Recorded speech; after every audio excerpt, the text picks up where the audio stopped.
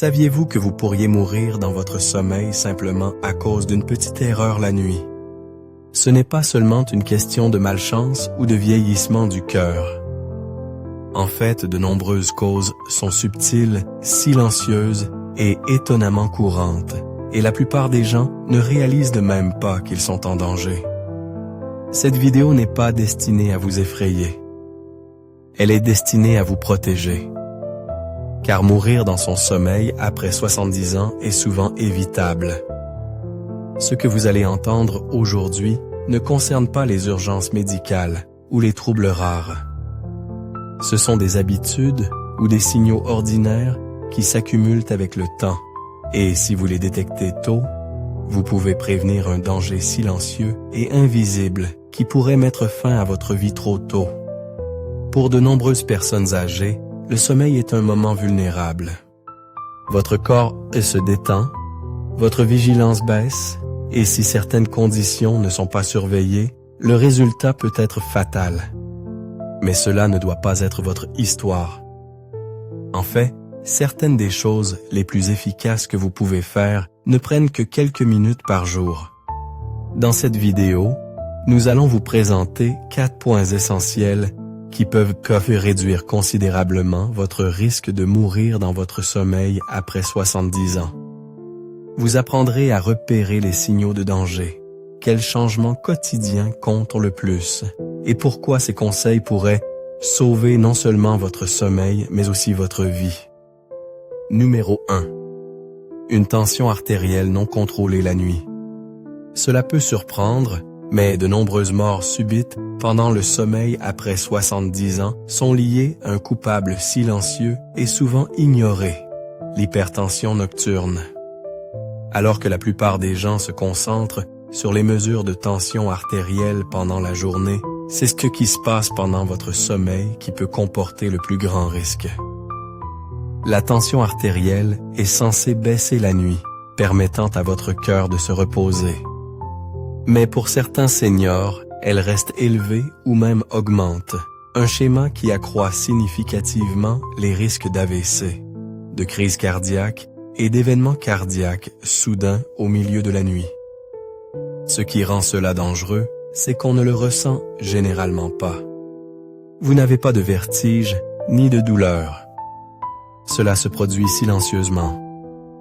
C'est pourquoi les cardiologues recommandent ce qu'on appelle la mesure ambulatoire de la pression artérielle, MAPA.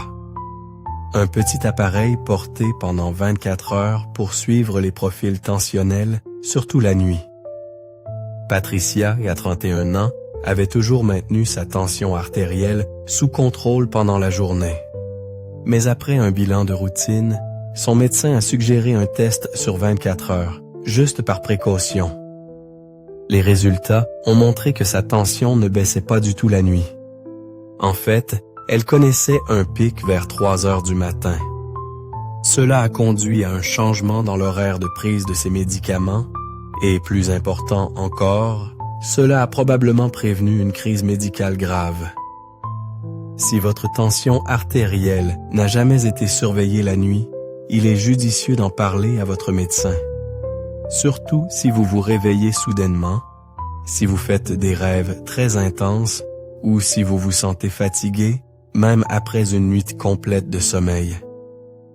Un simple ajustement de médicaments ou même des changements de mode de vie comme des marches le soir ou la limitation du seul au dîner peuvent aider votre corps à retrouver un rythme plus sûr. Votre cœur a besoin de repos, tout comme n'importe quel autre muscle. Et s'il est surmené pendant votre sommeil, les conséquences peuvent être dévastatrices. Reconnaître et gérer l'hypertension nocturne est l'une des mesures les plus efficaces que vous puissiez prendre pour éviter de mourir dans votre sommeil après 70 ans. Numéro 2. Une respiration interrompue pendant le sommeil. Un autre signe d'alerte majeure qui passe trop souvent inaperçu est l'apnée du sommeil, ou ce que les médecins appellent la respiration interrompue pendant le sommeil. Cela ne se limite pas à de forts ronflements ou à vous laisser vaseux le lendemain. Pour les seniors, l'apnée du sommeil non traitée peut silencieusement solliciter le cœur, réduire l'apport d'oxygène au cerveau et augmenter significativement le risque de mourir dans votre sommeil. Ce qui la rend particulièrement piégeuse, c'est que beaucoup de gens ne réalisent pas qu'ils en souffrent. Ils pensent que se réveiller fatigué fait simplement partie du vieillissement. Mais la vérité est que les pauses respiratoires, le fait de suffoquer pendant la nuit ou de se réveiller avec la bouche sèche ou un mal de tête peuvent tous être des signaux d'alerte. Et plus longtemps cela reste non diagnostiqué, plus la pression exercée sur votre cœur augmente, surtout pendant ces heures nocturnes critiques où le corps est censé se reposer et récupérer. Prenez Albert, un ancien chauffeur routier de 76 ans qui s'est toujours vanté d'être solide.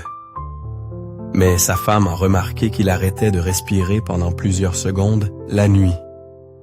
Après avoir finalement accepté une étude du sommeil, on lui a diagnostiqué une apnée du sommeil modérée et on l'a équipé d'un appareil à pression positive continue, PPC.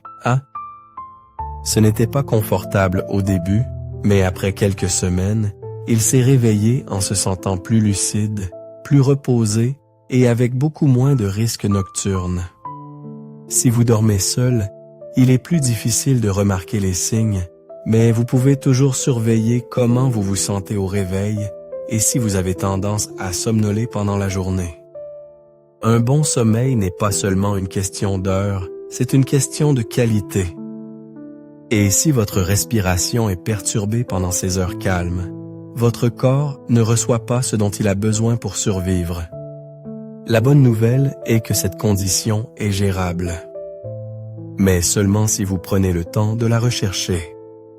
Numéro 3. Mauvaise qualité de l'air dans la chambre. La plupart des gens pensent à la qualité de l'air comme quelque chose qui compte pendant la journée lorsqu'ils sont dehors, à marcher ou assis dans les embouteillages.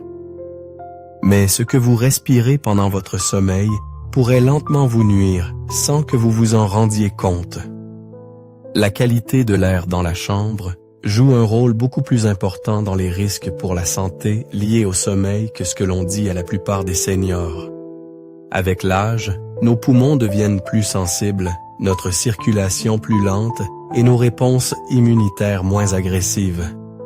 Cela signifie que les polluants, la poussière, les spores de moisissure ou l'accumulation de dioxyde de carbone dans une chambre fermée peuvent discrètement imposer un lourd fardeau à nos systèmes cardiovasculaires et respiratoires pendant la nuit. Ce n'est pas toujours spectaculaire comme une suffocation ou un halètement. Parfois, c'est subtil.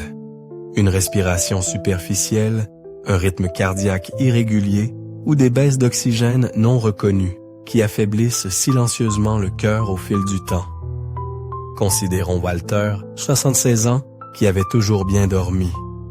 Mais au fil des ans, il a commencé à se réveiller vaseux et confus. Son médecin a d'abord mis cela sur le compte du vieillissement. Mais une nuit, la fille de Walter a apporté un moniteur de qualité de l'air et a découvert que les niveaux de CO2 dans sa chambre étaient presque le double de la plage de sécurité le matin. La cause?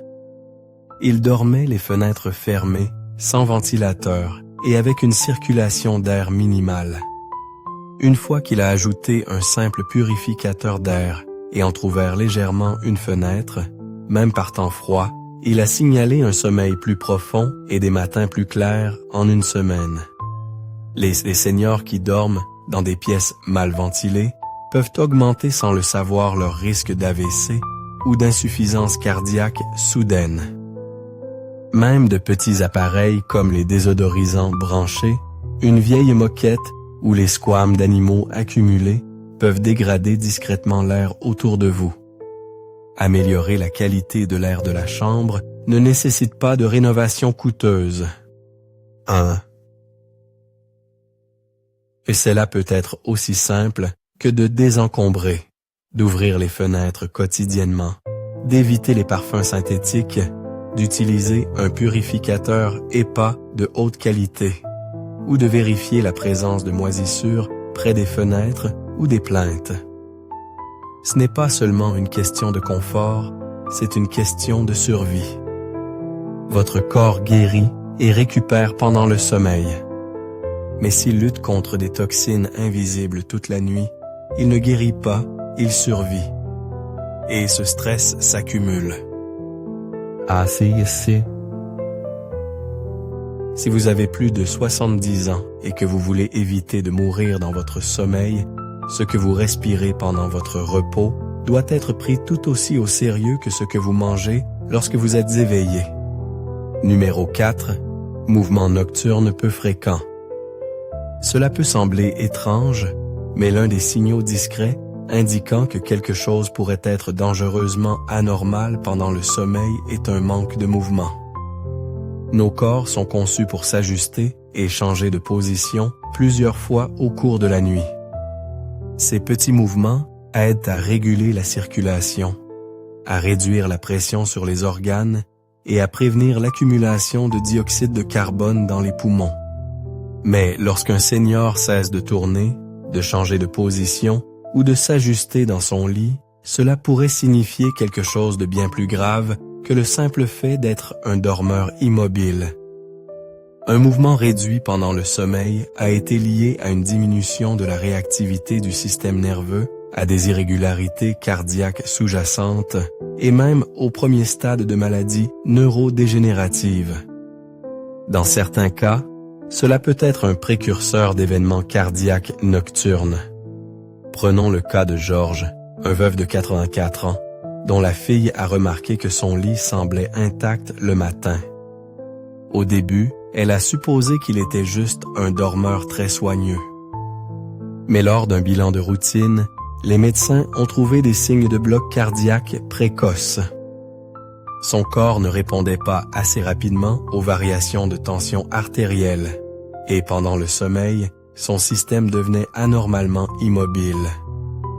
Après avoir été équipé d'un moniteur et avoir commencé un entraînement cardio léger, le sommeil de Georges est devenu plus actif et la variabilité de sa fréquence cardiaque s'est améliorée.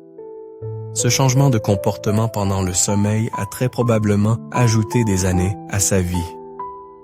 Il est important de comprendre que lorsqu'un corps devient trop immobile la nuit, c'est souvent parce que les systèmes qui nous protègent de normalement, comme nos capteurs d'équilibre, nos réflexes spinaux ou notre tonus musculaire subconscient, sont en train de s'arrêter ou de ne plus répondre. Ce n'est pas seulement lié au vieillissement.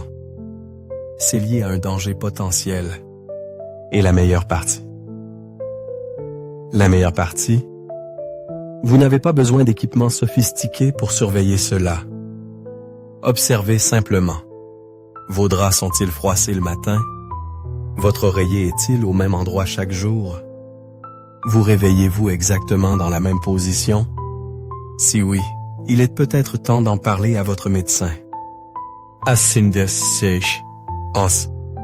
Encourager les mouvements nocturnes peut être aussi simple que de faire des étirements doux avant de se coucher, d'éviter les sédatifs lourds, sauf nécessité, et de maintenir la chambre à une température qui favorise le repositionnement naturel.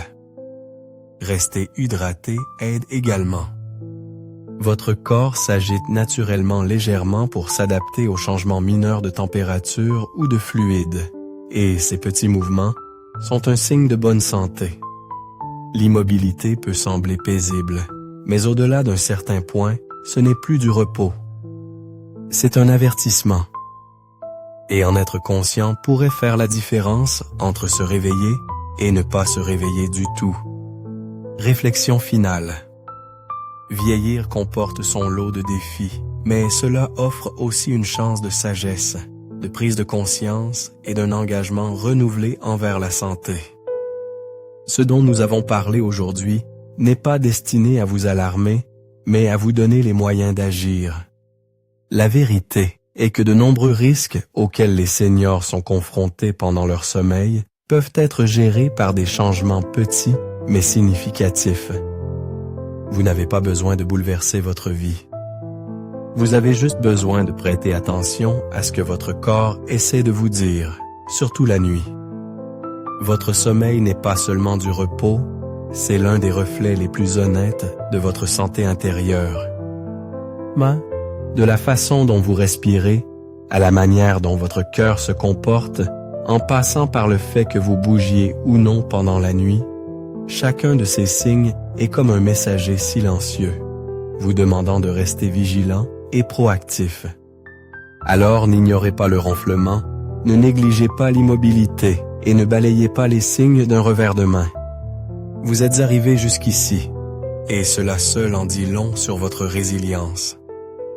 Mais il y a encore plus de vie à vivre, plus de matins à accueillir, et plus de gens qui tiennent à vous pour longtemps. Considérez cette vidéo comme un doux rappel que vous méritez d'être protégé, même pendant votre sommeil. Que cela serve de motivation pour écouter votre corps, parler à votre médecin si nécessaire, et faire les petits pas qui mènent à une vie plus longue et plus pleine. Merci de nous avoir rejoints aujourd'hui. Nous aimerions beaucoup avoir de vos nouvelles. Laissez un commentaire ci-dessous et partagez une chose que vous avez apprise aujourd'hui et comment vous comptez l'utiliser dans votre vie. Vos réflexions sont importantes pour nous, alors n'hésitez pas à les partager. Lire vos commentaires nous motive et nous encourage grandement.